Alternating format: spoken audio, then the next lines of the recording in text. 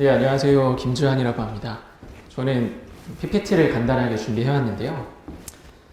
소개를 드리면 저는 고려대학교 공대를 나왔습니다. 전기전자 전파공학부를 나와서 지금 성균관대학교 법학전문대학원 이제 1학년 2학기 다니고 있고요. 다음 주에 기말고사를 앞두고 있어서 빨리 이제 설명회 마치고 기말고사를 준비하러 가야 되는 급박한 상황에 있습니다. 보시면 알겠지만 제 학점이 86.7이거든요. 거의 로스쿨계에서 쓰레기 같은 학점으로 정평이 나 있는 학점이고 4.5 만점에 3.3입니다. 근데 이제 제가 사실 저희 과에서는 평균보다 조금 낮은 건데 이 로스쿨 대비하시는 분들이 워낙 쟁쟁하시다 보니까 제가 학점이 저 모양이고 저 면허 자격증 운전면허밖에 없고요. 봉사활동 시간 0시간에 수상 경력 아무것도 없습니다. 그래서 저는 사실 학부 다닐 때 그냥 뭐 공대니까 취업 되겠지 이러고 정말 편하고 재밌게 학교를 다니고 취업했다가 이게 사기업을 다니는 게 인생에서 쉽지 않구나 그걸 깨달아서 한 살이라도 어릴 때 로스쿨을 가야겠다 생각해가지고 이제 준비를 했거든요. 그래서 저는 이제 학점은 정해져 있고 토익이랑 리트에 몰빵을 해가지고 제가 작년에 토익을 10번 봤습니다. 10번. 그래서 공부는 안 하고 10번을 딱 봐서 이렇게 막 등락을 하다가 진짜 기적처럼 마지막 제출할 수 있는 마지막 날짜가 있잖아요. 그 마지막 시험에서 최고점을 찍었어요. 제 인생 최고점을. 그래서 이제 저의 이 49만 5천 원이 헛되지 않았다는 걸 알 수 있었고요. 제가 리트는 약간 그냥 했는데 제가 이제 언어는 66.1점이고 추리논증은 73.6점이거든요. 그래서 총 139.7점이고 추리논증은 작년에 35문제 중에 33개 맞춰가지고요. 근데 제가 이제 강의를 왜 하려고 마음을 먹었느냐. 저는 작년에 스터디를 했습니다. 총 7명이서 스터디를 했는데 강의를 안 들었어요. 왜냐면 한 5분 정도 들어봤는데 가장 유명하신 분의 강의를 5분 정도 들어봤는데 뭐 할 거 많잖아요. 토익도 해야 되고 할 거 많은 와중에 그거를 듣고 있을 시간이 도저히 없더라고요.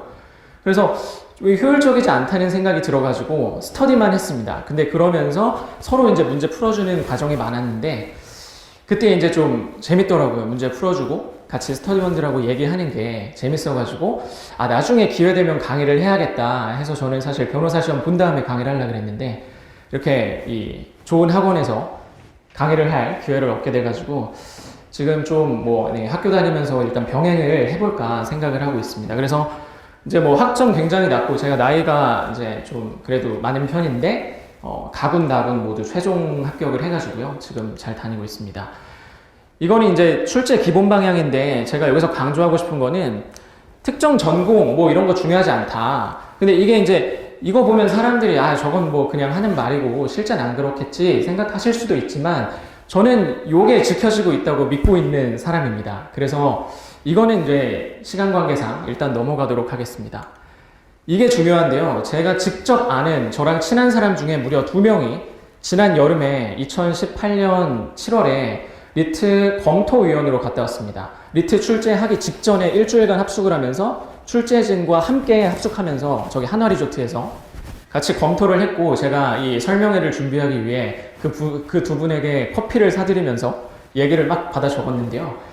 드릴 말씀이 많은데 여기 시간이 이제 한정돼 있으니까 나중에 제 강의 들으시면 제가 거기서 자세한 썰을 풀어드리도록 하고 일단 중요한 게 뭐 철학, 논리학, 법학 교수님들이 출제하는데 아니에요. 물론 최고 대빵은 이화여대 로스쿨의 교수님이 전체 대빵이셨는데 교수진은 진짜 이공계부터 문대 뭐 이렇게 다양한 분야의 교수님들이 뭐 3, 4, 5 모여가지고 출제를 하는 것이고요.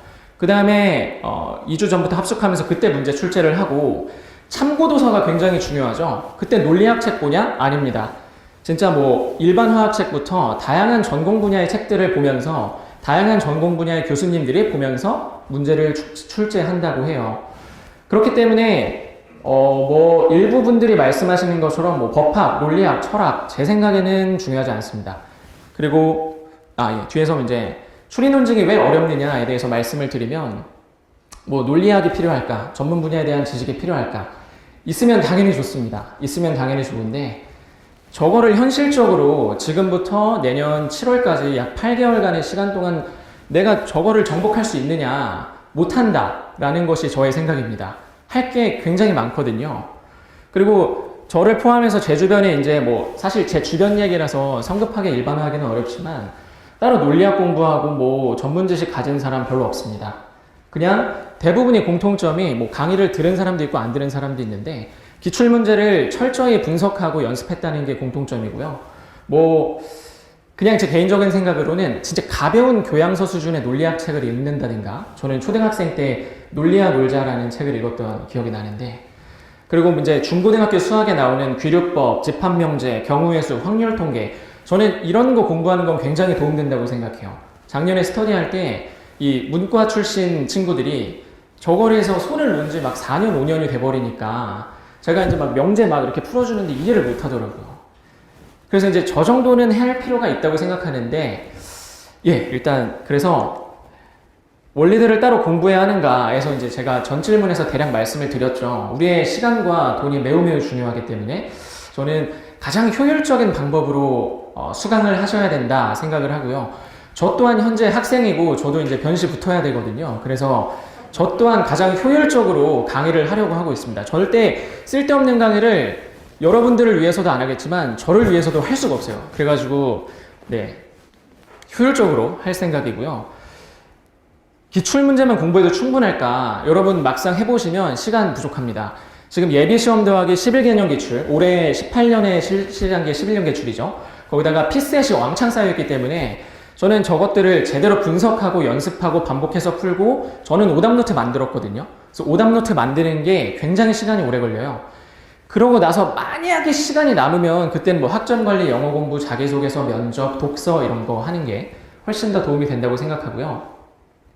리트 아직 풀어보셨는지 모르겠는데 한번 쫙 풀고 12개년 쫙 돌린 다음에 와, 나 이제 다 분석했다 하고 처음부터 다시 풀잖아요. 그러면은 정말 놀랍게 왕창 틀립니다. 저도 그랬고요. 그리고 처음 풀 때 맞았던 거 틀리고, 분명히 오답 체크한 건데 이거 왜 틀렸었는지 기억 안 나고 막 이러거든요. 그래서 반복이 굉장히 중요하고 오답노트 맞는 거 저는 도움이 되게 많이 됐어요.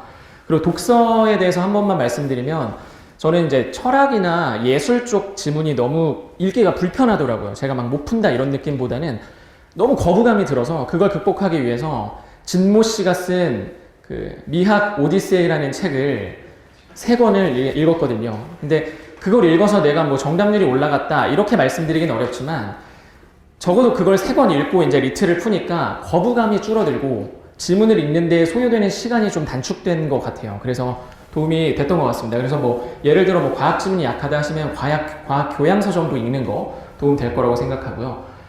그 다음에 이제 다른 변호사님들은 저 빼고 다 이제 변호사님들이신데 그분들은 12월 1일부터 강의를 하실 겁니다. 하지만 저는 기말고사가 12월 6일에 마치기 때문에 12월 8일부터 강의할 것을 계획하고 있습니다. 그래서 저는 이제 다른 분들은 총 3시간씩 8번 강의하시는데 저는 6번밖에 못 하거든요. 하지만 제가 이제 6번으로도 가장 이제 컴팩트하게 좋은 강의를 제공해 드리고자 생각을 하고 있고, 저는 그냥 유형별로 할까 하는데 이거는 상황에 따라서 조정을 할 것 같아요. 저도 되게 계략적으로 생각해 놓은 거라서 솔직히 말씀드리면. 네, 그렇기 때문에, 그리고 저는 또 마지막엔 피셋 기출을 약간 같이 풀어보려고 하거든요. 객관적으로 피셋은, 그러니까 문제 하나하나를 비교해보면 피셋보다 리트가 훨씬 어렵습니다. 근데 피셋은 이제 시간이 부족한 거죠, 시간이. 어쨌든 근데 피셋 출제하는 교수진 풀이랑 리트 출제 풀이랑 거의 비슷하기 때문에 저는 저거를 푸는 거는 굉장히 도움이 됐다고 생각을 하고 있어가지고 저거 푸는 시간도 한번 가져볼까 하고 있습니다. 그래서 일단 제 소개는 여기까지고요. 네, 잘 부탁드립니다. 감사합니다.